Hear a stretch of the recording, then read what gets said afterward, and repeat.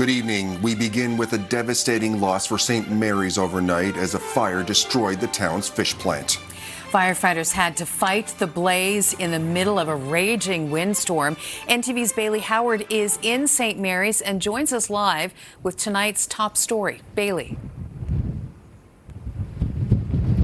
Hi, Tony Marie. It was a very emotional day here in St. Mary's as we spoke to both residents and the town council about what a devastating loss the St. Mary's fish plant is for the community and for the region. We had the opportunity to speak, as I said, to those residents today, as well as the mayor, Steve Ryan, who was the first on the scene when that fire broke out just before 9:00 p.m. last night. He told us that this fish plant has taken years to build up to where it was today, but in just hours, it was completely destroyed.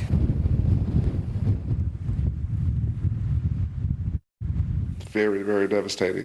Mayor Ryan was emotional as he shared what it was like to see flames coming from the roof of St. Mary's fish plant. Everything was down that we fought for, and this was so hurtful to see it gone in 3 hours. Absolutely. Yeah. I'm so sorry. I know, it's sad. He says it was like storms you'd see on TV, waves crashing up over the shores and debris blowing around from the near hurricane-force winds that continued into Wednesday. It made tackling the fire nearly impossible. Within about 15 minutes, just before the fire department arrived, it just tore right through the building. It was just like kaboom. And I said, it's gone. As the fire escalated, the town made the quick decision to evacuate homes on the main road. About 20 residents were evacuated, and the town hall was set up as a warming center. About 5 to 6 of the homes received smoke damage from the fire. Close to 350 people work at the plant, with close to 150 local workers from the area, others traveling from CBS, and temporary foreign workers coming from as far as Mexico. Ryan describes the plant as the lifeblood of the community. We're getting ready to turn the lights off in the town because we're an older population, young people. We have 65 kids in school. We thought this was going to be the team. We're going to get people, and they were starting to come back. Houses were being sold. Her property is valuable here now in St. Mary's. People want property. If a piece of property goes for sale, there's big interest. And now, like I said, this really kind of takes the wind right out of your sails.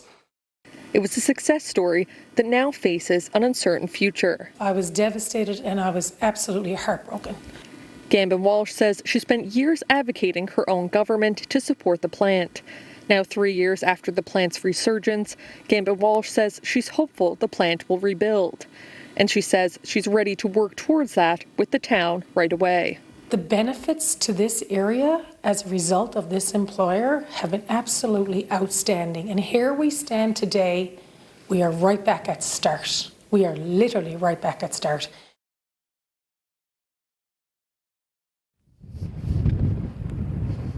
Today, Premier Tony Wakeham says that he wants to find ways to support those here in St. Mary's through for advocating with the federal government. He spoke about that at the Confederation building today. Well, it's another tragedy that impacts the fishing industry in Newfoundland and Labrador. I spoke with the mayor of the community, St. Mary's, earlier this morning. I've also communicated last night with the owners of the plant.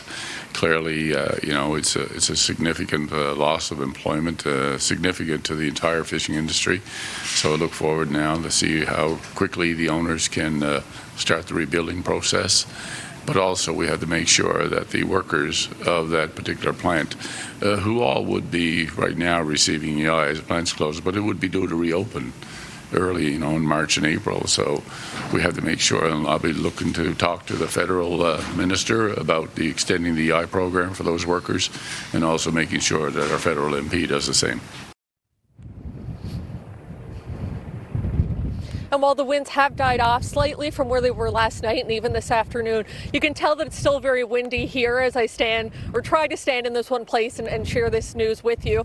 I also had a poppy on my jacket today that just blew away from being stood up here with these windy conditions. Over my shoulder here, you can see that fire crews are still fighting this blaze, as up to this afternoon you could still see flames and smoke coming from the structure, which is now completely destroyed, as you saw in some of those images. The cause of the fire is being investigated, with a fire investigator now engaged, and no injuries have been reported. Michael? Thank you very much, Bailey. NTV's Bailey Howard reporting live from St. Mary's this evening.